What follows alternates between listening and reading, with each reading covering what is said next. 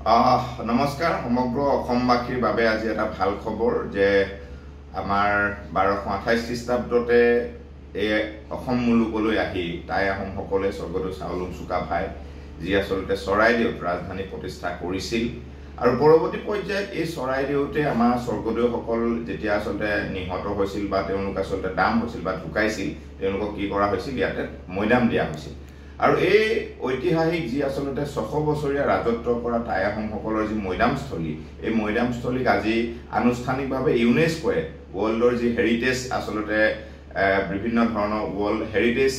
সমলসমূহৰ মাজত আজি কি কৰা হ'ল অন্তৰ্ভুক্তি কৰা হ'ল আৰু এই গোটেই প্ৰচেছটোত ভাৰতৰ সন্মানিত প্ৰধানমন্ত্ৰী নৰেন্দ্ৰ মোদী ডাঙৰীয়া আৰু বিশেষকৈ উল্লেখনীয় যে অসমৰ কৰ্মশ্ৰেষ্ঠ মুখ্যমন্ত্ৰী ডক্টৰ হিমন্ত বিশ্ব শৰ্মা ডাঙৰীয়া উদ্যোগত আজি চৰাইদেউৱে এই সন্মান লাভ কৰিবলৈ সক্ষম হ'ল আমি ইতিমধ্যে আপোনালোকক উল্লেখ কৰিবলৈ ভাল পাম যে প্ৰত্যেক বছৰে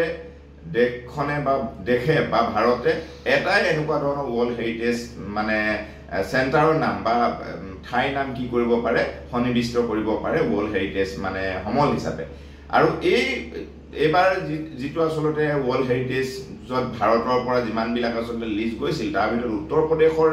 এটা আৰু আমাৰ অসমৰ এটা উল্লেখনীয়ভাৱে শেষত গৈ দুটা ৰৈছিলগৈ আৰু ভাৰতীয় প্ৰধানমন্ত্ৰীয়ে মাননীয় মুখ্যমন্ত্ৰী মহোদয়ৰ লগতে অসম চৰকাৰৰ আহ্বানত বা তেওঁলোকৰ আবেদনত কি কৰিলে ৱৰ্ল্ড হেৰিটেজ চেণ্টাৰ চৰাইদেউক আচলতে অন্তৰ্ভুক্ত কৰিলে চৰাইদেউ ৱৰ্ল্ড হেৰিটেজ চেণ্টাৰ অন্তৰ্ভুক্ত কৰি দিয়াৰ লগে লগে 600 বছৰীয়া টাই আহোমসকলৰ সাম্ৰাজ্যৰ যি বৃহত্ত আহোম সাম্ৰাজ্যৰ লগতে অসমীয়া জাতি গঠনৰ যি আচলতে বাটকটীয়া এই বাটকটীয়াসকলৰ বিশ্বব্যাপী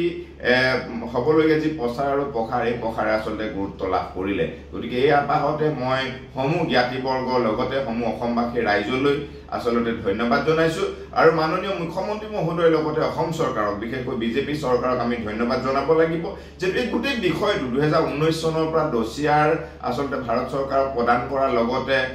মানে যিমানখিনি ইয়াৰ আৰ্কলজিকেল ডিপাৰ্টমেণ্টৰ জৰিয়তে যিমানখিনি বিধি বা নীতি আচলতে অৱলম্বন কৰিব লাগে সকলোখিনি বাস্তৱ ক্ষেত্ৰত 2019ৰ পিছতহে কি হৈছিলে ফুলফিল কৰা হৈছিলে আৰু তাৰে ফলশ্ৰুতিত আজি 10:30 মান বজাত কি কৰিলে ৱৰ্ল্ড হেৰিটেজ চেণ্টাৰৰ ভিতৰত ৱৰ্ল্ড হেৰিটেজ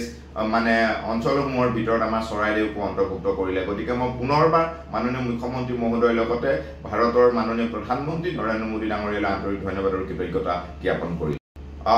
নমস্কাৰ সমগ্ৰ অসমবাসীৰ বাবে আজি এটা ভাল খবৰ যে আমাৰ 1228 খ্ৰীষ্টাব্দতে এই অসম মুলুকলৈ আহি টাই আহোমসকলে স্বৰ্গদেউ চাওলুং চুকাফাই যি আচলতে চৰাইদেউত ৰাজধানী প্ৰতিষ্ঠা কৰিছিল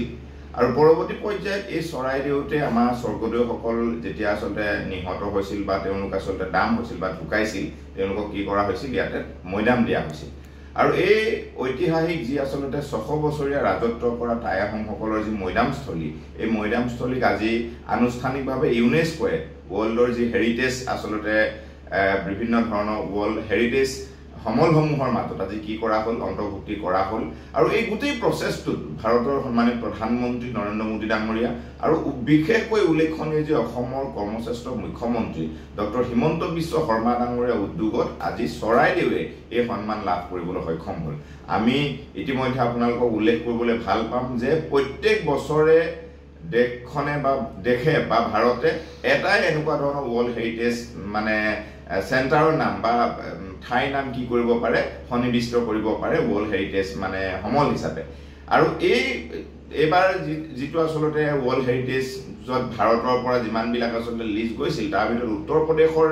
এটা আৰু আমাৰ অসমৰ এটা উল্লেখনীয়ভাৱে শেষত গৈ দুটা ৰৈছিলগৈ আৰু ভাৰতীয় প্ৰধানমন্ত্ৰীয়ে মাননীয় মুখ্যমন্ত্ৰী মহোদয়ৰ লগতে অসম চৰকাৰৰ আহ্বানত বা তেওঁলোকৰ আবেদনত কি কৰিলে ৱৰ্ল্ড হেৰিটেজ চেণ্টাৰ চৰাইদেউক আচলতে অন্তৰ্ভুক্ত কৰিলে চৰাইদেউ ৱৰ্ল্ড হেৰিটেজ চেণ্টাৰ অন্তৰ্ভুক্ত কৰি দিয়াৰ লগে লগে 600 বছৰীয়া টাই আহোমসকলৰ সাম্ৰাজ্যৰ যি বৃহত্ত আহোম সাম্ৰাজ্যৰ লগতে অসমীয়া জাতি গঠনৰ যি আচলতে বাটকটীয়া এই বাটকটীয়াসকলৰ বিশ্বব্যাপী হ'বলগীয়া যি প্ৰচাৰ আৰু প্ৰসাৰ এই প্ৰসাৰে আচলতে গুৰুত্ব লাভ কৰিলে গতিকে এই আপাহতে মই সমূহ জ্ঞাতিবৰ্গৰ লগতে সমূহ অসমবাসী ৰাইজলৈ আচলতে ধন্যবাদ জনাইছোঁ আৰু মাননীয় মুখ্যমন্ত্ৰী মহোদয়ৰ লগতে অসম চৰকাৰক বিশেষকৈ বিজেপি চৰকাৰক আমি ধন্যবাদ জনাব লাগিব যে এই গোটেই বিষয়টো 2019 চনৰ পৰা ডছিয়াৰ আচলতে ভাৰত চৰকাৰক প্ৰদান কৰাৰ লগতে মানে যিমানখিনি ইয়াৰ আৰ্কোলজিক্যাল ডিপাৰ্টমেণ্টৰ জৰিয়তে যিমানখিনি বিধি বা নীতি আচলতে অৱলম্বন কৰিব লাগে সকলোখিনি বাস্তৱ ক্ষেত্ৰত 2019ৰ পিছতহে কি হৈছিলে ফুলফিল কৰা হৈছিলে আৰু তাৰে ফলশ্ৰুতিত আজি 10:30 মান বজাত কি কৰিলে ৱৰ্ল্ড হেৰিটেজ চেণ্টাৰৰ ভিতৰত ৱৰ্ল্ড হেৰিটেজ মানে অঞ্চলসমূহৰ ভিতৰত আমাৰ চৰাইদেউকো অন্তৰ্ভুক্ত কৰিলে গতিকে মই পুনৰবাৰ মাননীয় মুখ্যমন্ত্ৰী মহোদয়ৰ লগতে ভাৰতৰ মাননীয় প্ৰধানমন্ত্ৰী নৰেন্দ্ৰ মোদী ডাঙৰীয়ালৈ আন্তৰিক ধন্যবাদ আৰু কৃতজ্ঞতা জ্ঞাপন কৰিলোঁ